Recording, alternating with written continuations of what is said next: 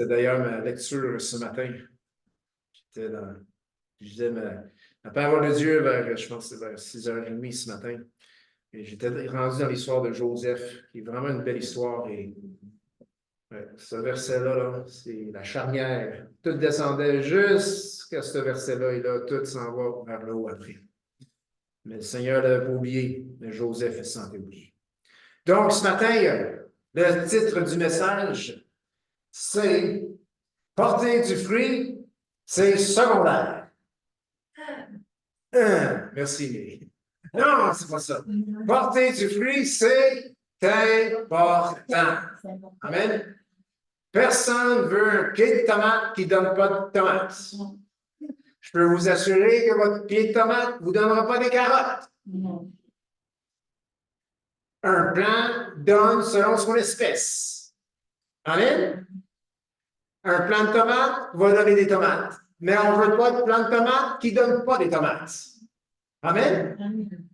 J'ai planté des semis en février à la maison et je pense qu'il manque un peu d'équipement parce que j'ai planté des tomates et ça fait maintenant 5 semaines, je pense, et ils sont encore très petites, cette petite plante, et je me dis, vont-elles produire des tomates? Je pense qu'il manque un peu de lumière. J'ai vu au Canadian Tire, il y a des affaires justement avec des lumières. J'ai dit, ben, l'année prochaine, on va peut-être avoir un puits de lumière pour faire pousser les plantes de tomates. Mais juste pour venir à dire que porter du fruit, c'est important. Il n'y a personne qui est intéressé à planter un jardin qui ne porte pas de fruits. Amen? Il n'y a personne qui va aller à l'épicerie s'il n'y a pas de légumes, puis il n'y a pas de fruits. Si d'ailleurs ils veulent acheter des fruits et légumes. Amen? On va aller où il y a les fruits et les meilleurs fruits, où il y a les légumes et les meilleurs légumes. Porter du fruit, c'est important. Cela s'inspire de notre vision qui est instruire, grandir, produire une assemblée remplie d'Esprit Saint, marchant par la foi en la parole de Dieu. Amen? Où est-ce qu'on trouve porter du fruit? C'est dans le mot produire.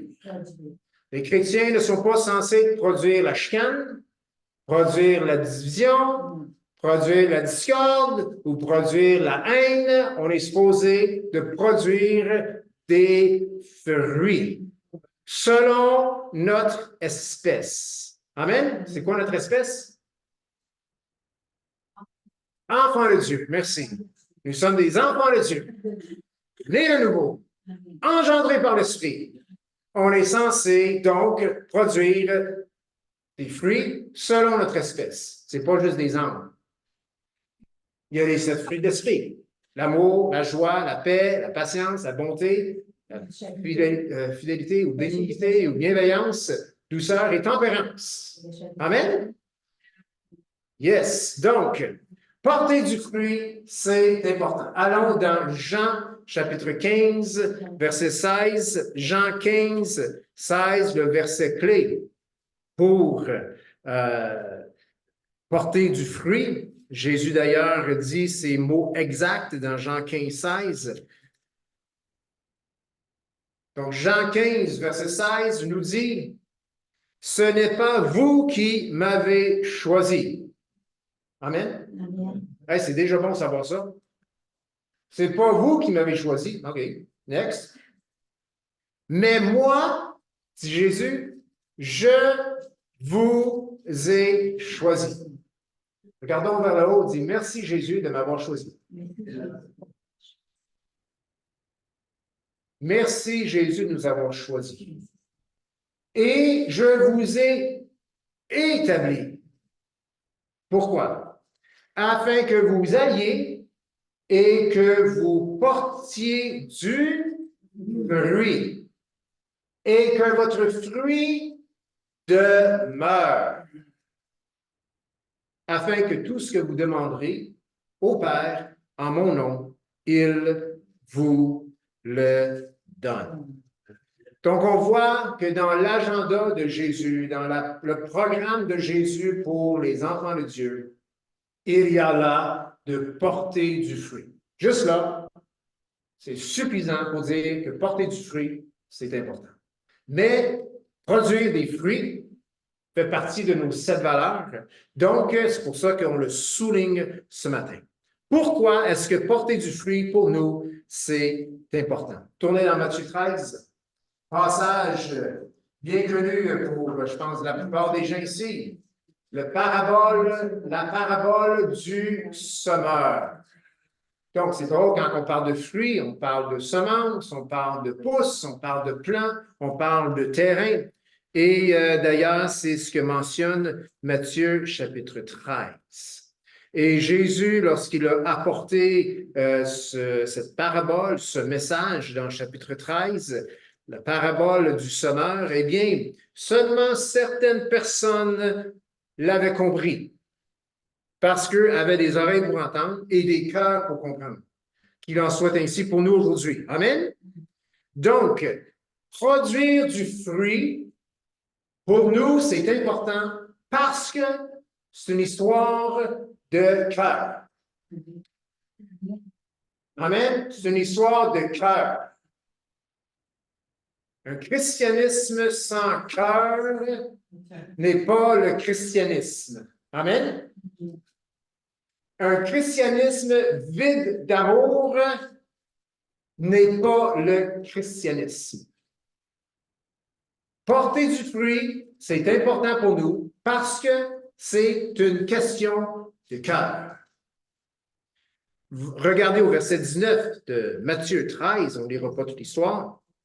C'est écrit, lorsqu'un homme écoute la parole du royaume et ne la comprend pas, le malin vient et enlève ce qui a été semé dans sa tête. Non, dans son cœur. Donc, je sors ce verset, pas pour parler de l'homme qui écoute puis qui ne comprend pas, mais pour souligner le point que la parole a été semée dans son cœur. La parole du royaume que nous avons entendue et qui a fait en sorte que nous sommes devenus enfants de Dieu, a tombé dans notre cœur. Ça n'a pas tombé dans nos talons, ça n'a pas tombé dans notre cerveau, ça n'a pas tombé dans nos pieds ou ailleurs, ça a tombé dans notre cœur. Donc, c'est une histoire de cœur. Porter du fruit, parce qu'on voit que ceux qui ont reçu la semence ont porté du fruit. Donc, porter du fruit, c'est une histoire de cœur. Regardez au verset 4. Le semeur sortit pour semer. Comme il semait une partie de la semence tomba le long du chemin. Les oiseaux vinrent et la mangèrent. C'était un cœur dur, un cœur qui reflétait le chemin, que tout le monde avait piétiné dessus. La parole n'a pas eu son effet parce qu'elle n'a pas pu atteindre son cœur. Verset 5. Une autre partie tomba dans les endroits pierreux, un endroit peu propice pour la germination, où elle n'avait pas beaucoup de terre. Elle leva aussitôt parce qu'elle ne trouva pas un sol profond. Et le soleil parut, et elle fut brûlée et sécha faute de racines. La semence a tombé dans son cœur, mais le cœur ne l'a pas reçue. On voit au verset 7. Une autre partie tomba parmi les épines. Les épines montèrent et l'étouffèrent. La parole n'a pas encore porté du fruit parce que la personne, dans son cœur, ne l'avait pas reçue. C'est toujours une histoire de cœur. Et au verset 8, une autre partie tomba dans la bonne terre, dans un cœur bien disposé, dans un cœur réceptif. Elle donna du fruit, un grain, excuse-moi, elle donna du fruit, un grain 100, un autre 60, un autre 30. Donc, porter du fruit, c'est une histoire de cœur. Et la raison que porter du fruit, c'est important pour nous, c'est parce que nous voulons, en tout temps, que le Seigneur rejoigne nos cœurs. Car lorsqu'il rejoint le cœur, il nous transforme et nous portons du fruit. Amen? Colossiens 3,16. Un autre 3,16, il y a Jean 3,16, il y a Colossiens 3,16, il y a Apocalypse 3,16, tous des versets bien connus. Donc, Colossiens 3,16 nous dit Ça parle, il y a le mot cœur encore dans ce verset, Colossiens 3,16, nous dit que la parole, il y a encore mention de parole, que la parole de Christ habite parmi vous avec parcimonie. Merci pour la correction. C'est-à-dire parmi vous abondamment. Instruisez-vous et exhortez-vous les uns les autres en toute sagesse par des psaumes, par des hymnes, par des cantiques spirituels, chantant à Dieu dans ta tête. Non, dans vos cœurs. Peut-être une autre façon, on pourrait dire, de tout ton cœur, sous l'inspiration de la grâce. C'est spécifique, hein?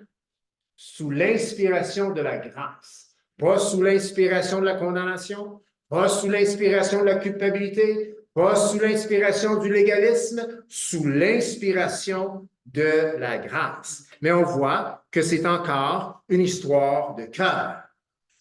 Je peux vous assurer ce matin que si nos cœurs ne sont pas touchés, nous ne serons pas transformés par le message de l'Évangile. Si nos cœurs ne sont pas touchés, nous ne serons pas transformés par le message de l'Évangile. Je peux vous assurer que si nos cœurs ne sont pas touchés, la parole de Dieu ne trouvera pas sa racine en nous. Et je peux vous assurer que si nos cœurs ne sont pas touchés, nos cœurs, eh bien, nos vies ne porteront aucun fruit. Mais Jésus dit, je vous ai choisi, je vous ai établi, afin que vous alliez et que vous portiez du fruit, que votre fruit demeure. Jésus veut qu'on porte du fruit. Donc, si on veut porter du fruit, nous devons retourner au cœur et mettre notre cœur en tout temps disposé au Seigneur. Amen? Donc, c'est important de porter du fruit parce que ça nous ramène à l'essentiel au niveau du cœur. Amen?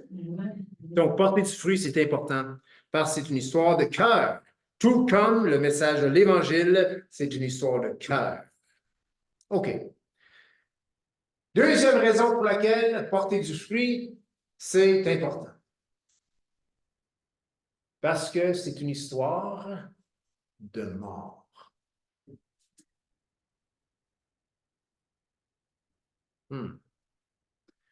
Porter du fruit, c'est important pour nous parce que c'est une histoire de mort. Bon, j'explique.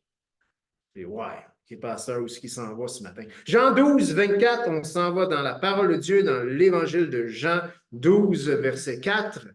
Et Jésus, en passant pour porter du fruit, devait mourir. Porter du fruit, c'est une histoire de mourir ou de mort. Jean 12, 24 nous dit, en vérité, je vous le dis, si le grain de blé qui est tombé en terre ne meurt, il reste seul. Mais, s'il meurt, il porte beaucoup de fruits. Si vous êtes comme moi, on repousse les moments de mort. Les moments où notre vie semble complètement s'effriter. Les moments où nos attentes ne sont pas rencontrées. Les moments où est-ce que nous sommes peut-être grandement déçus. Ça, c'est des moments de mort. Où est-ce qu'on n'a plus le contrôle, où est-ce que c'est plus selon nos attentes. Mais Jésus a dit très bien, si le grain de blé ne tombe en terre et s'il ne meurt, il ne peut pas porter du fruit. Porter du fruit, c'est une question de mourir. Si nous ne sommes pas prêts à mourir, nous ne porterons pas du fruit. Si nous ne sommes pas prêts à mourir, nous ne sommes pas prêts à porter du fruit. Donc, tu as mis ta semence de tomate en terre, mais la semence refuse de mourir. Tu ne verras jamais de plant de tomate. Tu vas pouvoir déterrer la graine et tu vas retrouver la graine, mais elle ne portera jamais de fruits parce que, en quelque sorte, elle refuse de mourir. Vous savez, quelque chose que les chrétiens refusent de faire souvent, c'est effectivement de mourir à soi-même. Savons-nous que mourir à soi-même, c'est une des fondements, des bases, une des choses élémentaires de la vie chrétienne? Mourir à soi-même. Il n'y a pas de vie s'il n'y a pas de mort à soi-même. L'Église locale, le corps de croyants local, s'il n'y a pas des gens qui sont prêts à mourir à eux-mêmes, cette Église ne pourra pas avoir de la vie. Il n'y a rien qui va se passer. Il n'y aura aucun engagement. Il n'y aura aucun sacrifice pour servir les autres parce que personne n'est prêt à mourir à soi-même. Porter du fruit, c'est important parce que c'est une histoire de mourir à soi-même. C'est mieux dit comme ça. Au lieu d'une histoire de mort, là. On va changer de point. C'est une histoire de mourir à soi-même. Mourir fait partie de la vie. Oui, selon les statistiques, 1 sur 1 finit par mourir. Vous savez ça? Ah, vous pensez pas mourir, vous? Hein, je vous l'assure. Je vous l'assure, d'ici les 100 prochaines années, on va faire des funérailles de tout le monde qui sont ici. Peut-être pas moi, parce que peut-être vous allez faire les miens. Je ne sais pas. 1 sur 1 meurt physiquement. Pas éternellement. Nous avons la vie éternelle. Et la raison qu'on a la vie éternelle, c'est parce qu'il y en a un qui a choisi de mourir à notre place. Notre vie éternelle dépend de la mort de Jésus. Mourir fait partie de la vie. Mourir à soi-même fait partie de la vie chrétienne, fait partie du processus de porter du fruit.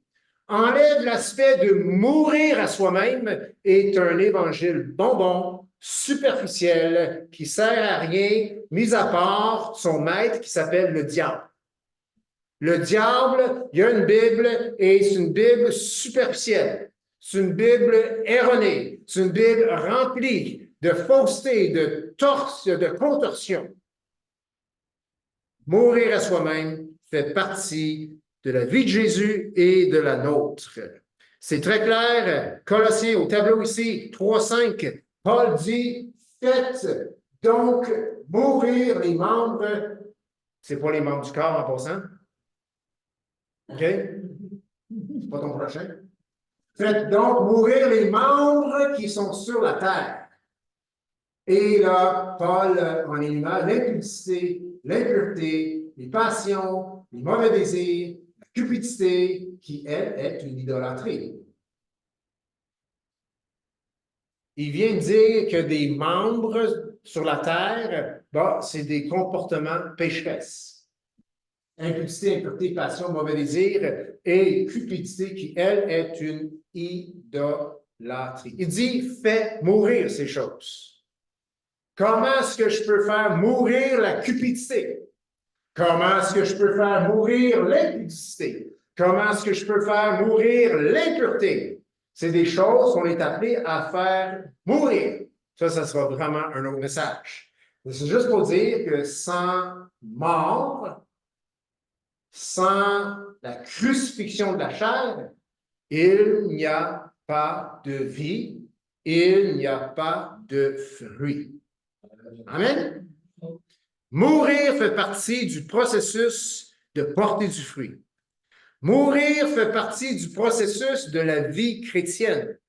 Si tu penses que tu es en train de mourir à toi-même, malgré toi-même, c'est peut-être parce que tu es un enfant de Dieu, que tout le monde peut dire Amen. C'est pour ça que lorsque les choses sont difficiles, on peut quand même dire gloire à Dieu et rendre grâce en toutes choses. C'est bien dit, hein? En toutes choses.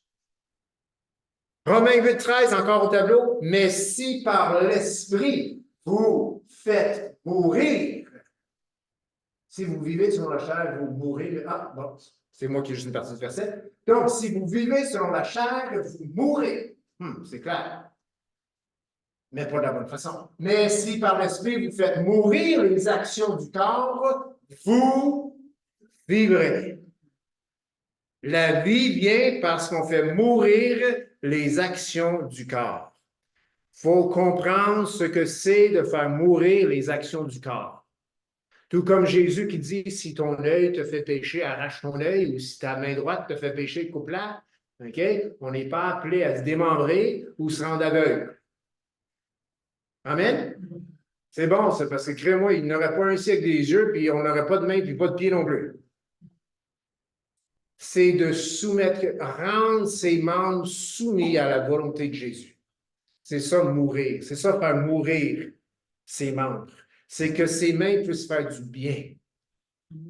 Ça ne fait pas du bien d'avoir un coup de poing en pleine figure. Amen? Mais des mains qui prennent soin, qui prodiguent la guérison, qui prodiguent l'affection appropriée, c'est toutes des bonnes choses. Amen? Mes mains peuvent servir pour faire le mal, mes mains peuvent servir pour faire le bien. Si je fais mourir les membres, mes mains, c'est que je les mets au service entier du Seigneur Jésus. Amen? C'est ça, faire mourir les membres du corps. Sans la mort, il n'y a pas de résurrection. Saviez-vous que pour ressusciter, il faut premièrement mourir?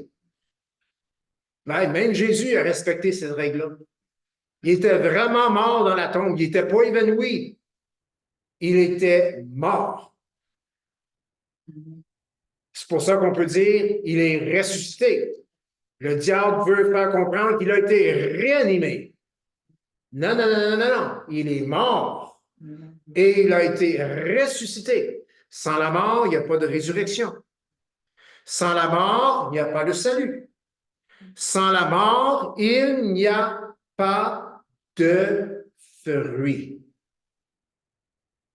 Avez-vous remarqué que lorsqu'on persécutait l'Église, eh bien, elle peuplait. On l'a vu, ça, dans le livre des Actes. Oui. Ils ont voulu détruire l'Église de Jérusalem et, dans le fond, ils ont planté plein d'églises. Mais l'Église de Jérusalem, en quelque sorte, a vécu une mort. Elle est morte. La belle institution qu'elle était avant la persécution était soudainement plus là. Mais des chrétiens qui ont fui la persécution ont établi une église à Antioche.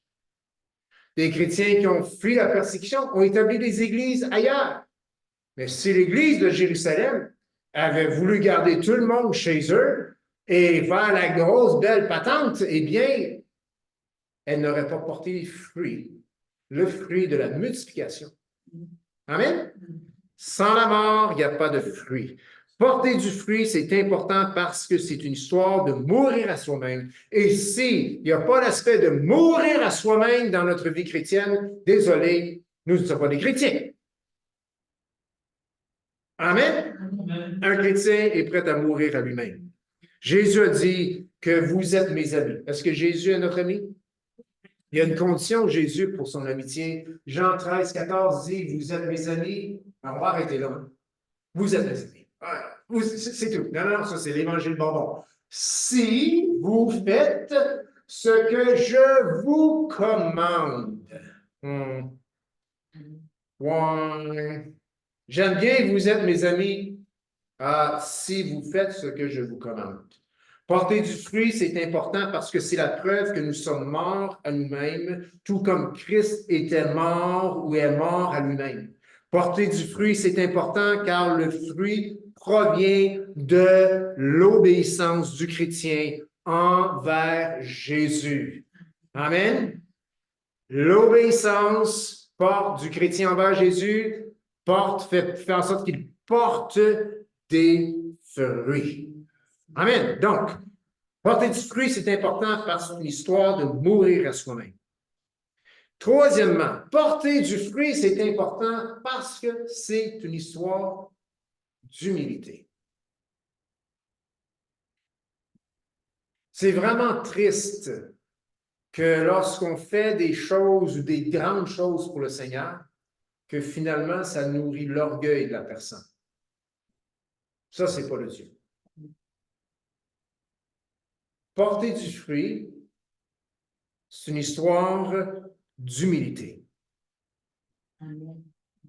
Porter du fruit, vraiment le fruit qui demeure, le fruit que Jésus génère qu'il procrée ou qu'il fait au travers de nous, celui qui porte ses fruits sait très bien que c'est lui qui les porte, que ses fruits ne viennent pas de lui. Porter du fruit, c'est une histoire d'humilité. Marc 4, 27. On va tourner pour celle-là. Marc 4, 27. Il faut bien tourner à quelques passages, pas pour vous les donner au tableau. Elles sont là pareil, d'un coup que vous êtes ici ce matin et vous n'avez pas la Bible avec vous. Vous l'avez là à l'écran. Marc 4, 26, excuse-moi, 27.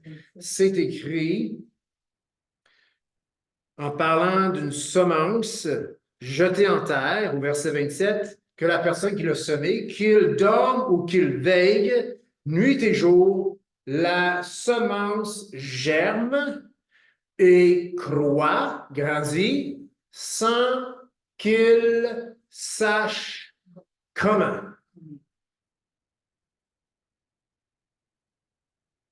La personne qui a planté la semence ne peut même pas dire « j'ai fait pousser la graine ».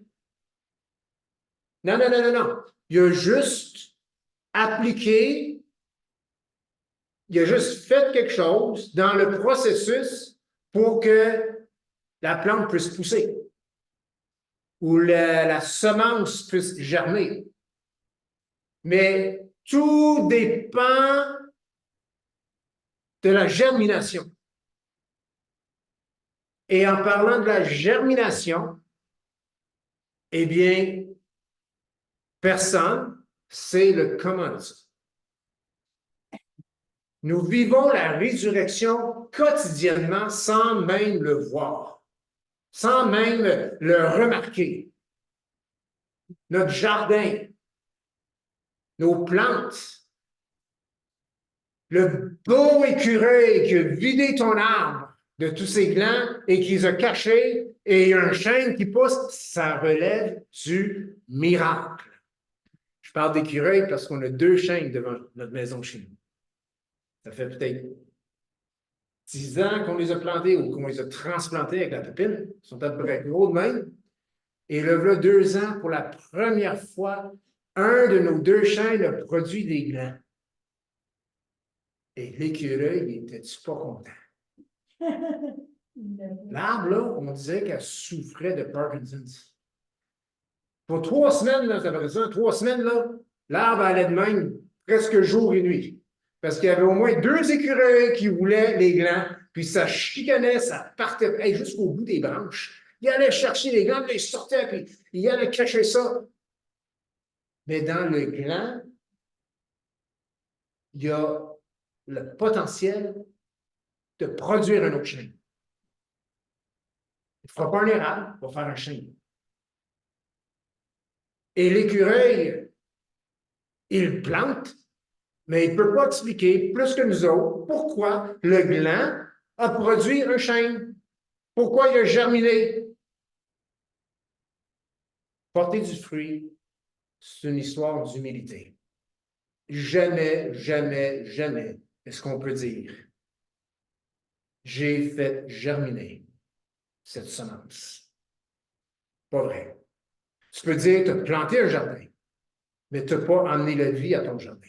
Tu peux dire, tu as semé tes semences, mais la personne ne peut jamais dire, j'ai produit des carottes.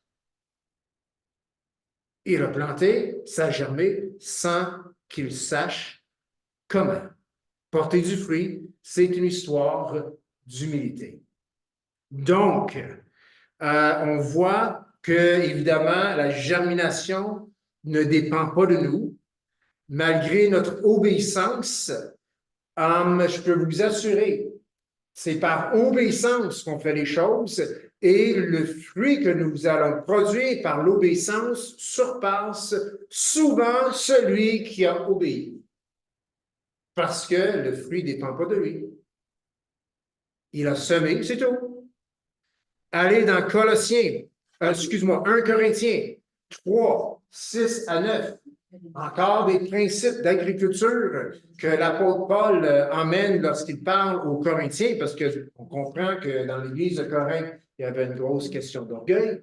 Ils se pensaient peut-être mieux que les autres, où ils se permettaient certaines choses, ou peu importe, où il y avait d'autres personnes qui se promenaient, qui prenaient la gloire pour eux. Et donc, certaines personnes disaient, moi je suis de Paul, moi je suis d'Apollos, ou moi je suis de Céphas, ou peu importe.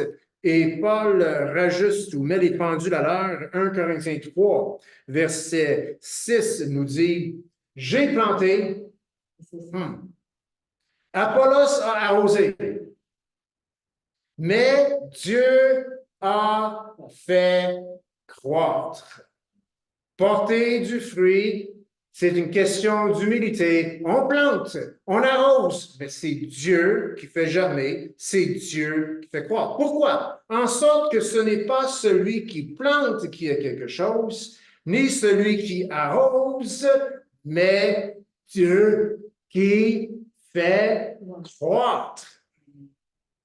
Celui qui obéit n'est pas quelque chose. Pas pour le dévaloriser. Mais le passage dit que c'est Dieu qui est quelque chose.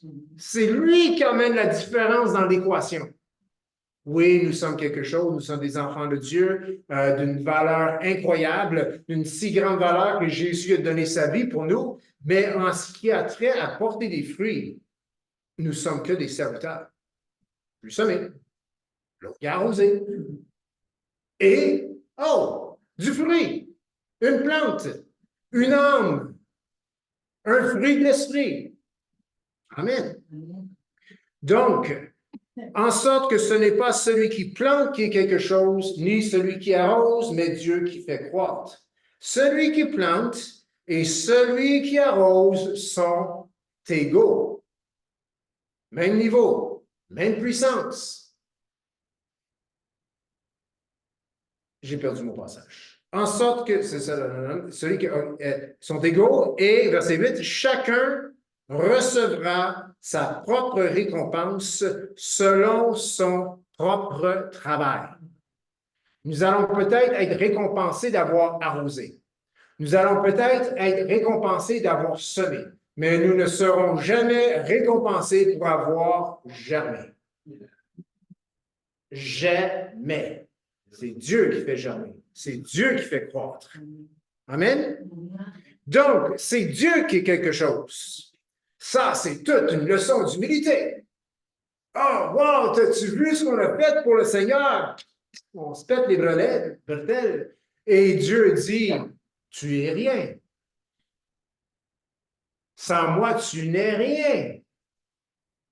Apollos et Paul, rien. C'est Dieu qui est quelque chose. Si on veut vraiment porter du fruit selon la volonté de Jésus, l'humilité doit être là. Amen? Sinon, on va s'arrêter pour regarder le fruit, puis ça va devenir une idole. Parce qu'on pense qu'on l'a fait nous. Non, non, c'est pas nous. On a juste semé, on a juste arrosé. Donc, quatrièmement, porter du fruit, c'est important parce que c'est une histoire de rendre compte. Une histoire de redevabilité. Je ne sais pas si vous avez remarqué que porter du fruit exige les bases de la vie chrétienne à l'œuvre dans nos vies. Sinon, ce n'est pas un vrai fruit. Histoire de cœur. C'est une histoire de mourir à soi-même. C'est une histoire d'humilité. Et ça nous rappelle continuellement le fait que nous avons à rendre compte. On doit, oui, se rendre compte les uns envers les autres. C'est pour ça qu'on a besoin de la famille de Dieu. Mais la parabole des mines, la parabole des talents, quelque sorte, c'était le maître qui a donné aux serviteurs des semences, des choses qui pouvaient être multipliées. Et dans certains cas, ils l'ont fait multiplier. Et dans un autre cas, un cas dans chacune des paraboles, la personne ne l'a pas planté, ne l'a pas investi. Il l'a plutôt caché. Et un jour, le maître revient, Jésus revient et il demande de rendre compte de comment est-ce qu'ils ont fait valoir leur talent ou leur mine. C'est une histoire de rendre compte. Un qui avait 5 mines, est revenu avec 5 autres mines, donc 10 mines. Il a fait doubler son nombre de mines. C'est parce qu'il a investi, c'est parce qu'il a peut-être même mis à risque jusqu'à un certain point dans le but de faire multiplier, dans le but d'être un bon intendant, parce qu'il savait qu'un jour, le maître allait revenir et qu'il allait devoir rendre compte de ce qu'il avait fait avec ce qu'on lui avait remis. Celui qui sème, celui qui arrose, celui qui cherche à porter du fruit, a toujours dans sa pensée et dans son esprit que le maître revient bientôt. Amen. Si on n'investit pas les mines, si on ne met pas à l'œuvre les talents, si on ne semons pas pour le royaume de Dieu, est-ce que c'est possible qu'on a oublié le fait qu'un jour, le maître va revenir? Eh oui.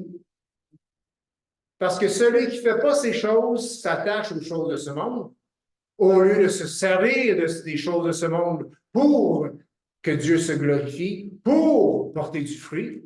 Hein? L'argent, on ne doit pas servir l'argent, mais on peut se servir de l'argent. Amen? On ne doit pas servir la nourriture, mais on peut se servir de nourriture. Amen?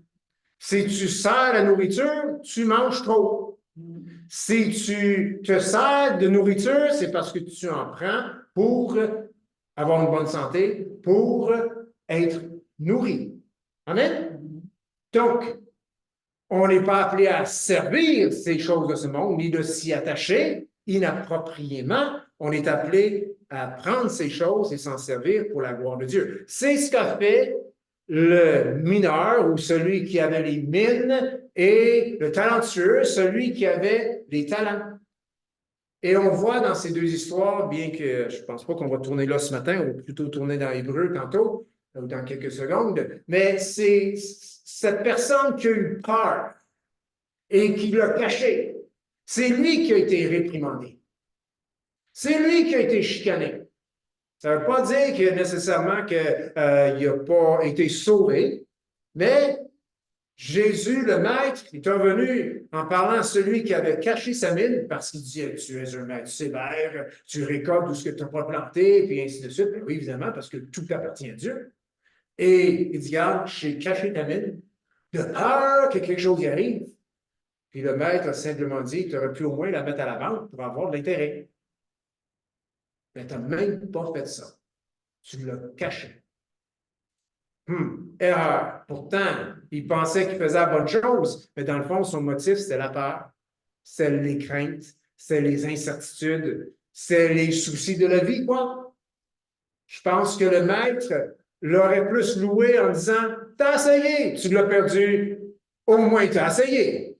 Mais on n'est jamais perdant avec le Seigneur. Amen. Il fait toujours fructifier ce que nous plantons pour sa gloire. Donc, rendre compte, c'est un principe fondamental de la vie chrétienne.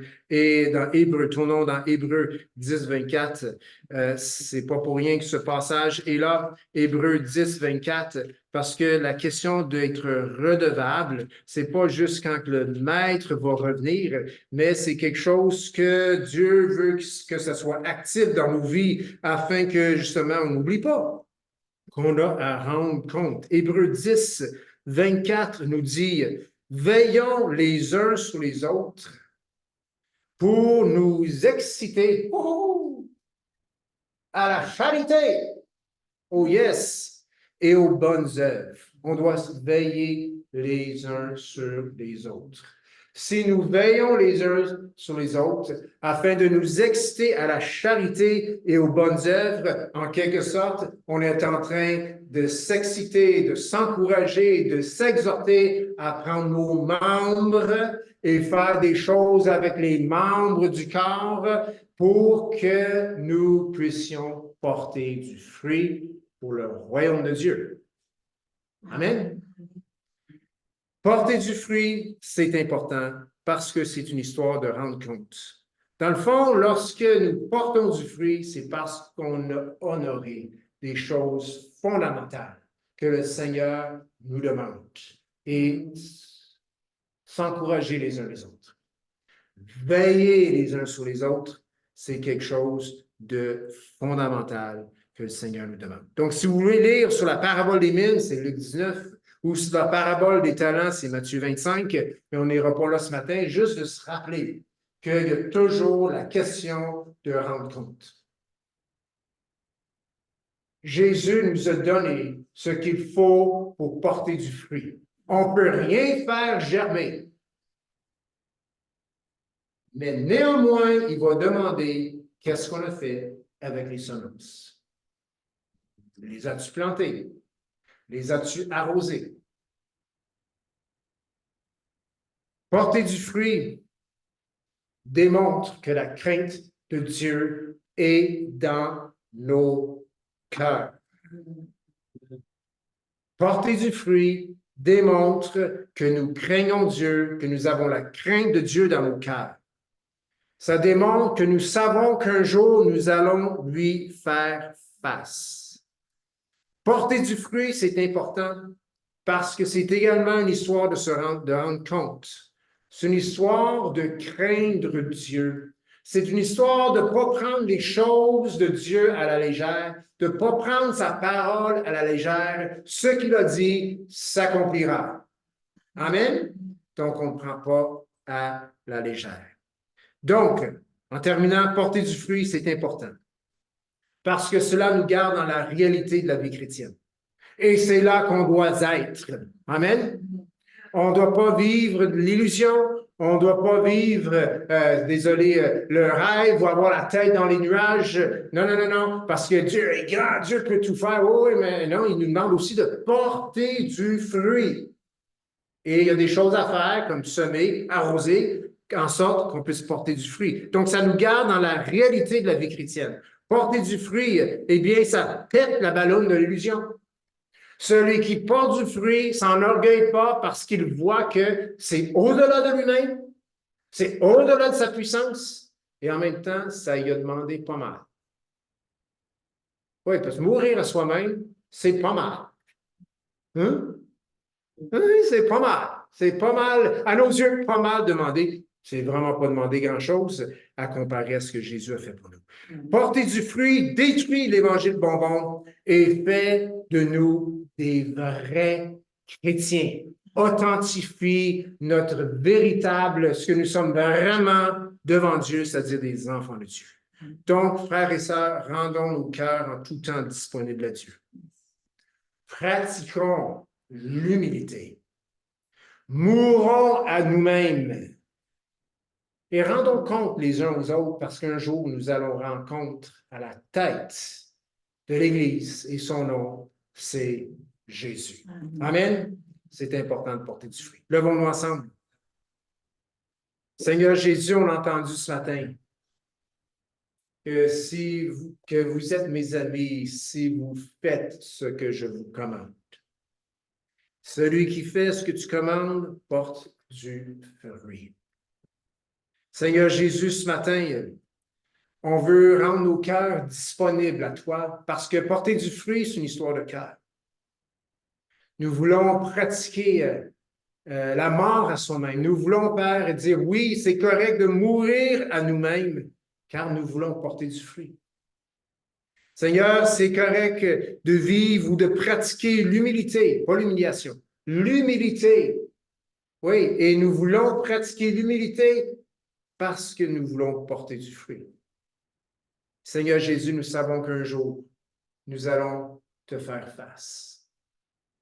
Et à chaque jour de notre vie, nous voulons pas oublier ce jour, le jour du Seigneur, où nous ferons face à toi et où chacun de nous rendra compte de ce que tu lui as confié. Quelle grande responsabilité! Que la crainte de Dieu puisse s'emparer de nos cœurs, afin, Seigneur, que nous puissions véritablement vivre des vies qui rendent compte à toi. Et c'est dans ton précieux, beau et merveilleux nom, Jésus, que nous avons prié. Et que tout le monde puisse dire Amen. Vous pouvez étirer vos jambes un petit peu. Bonne semaine à ceux qui sont sur Zoom et quelques petites annonces.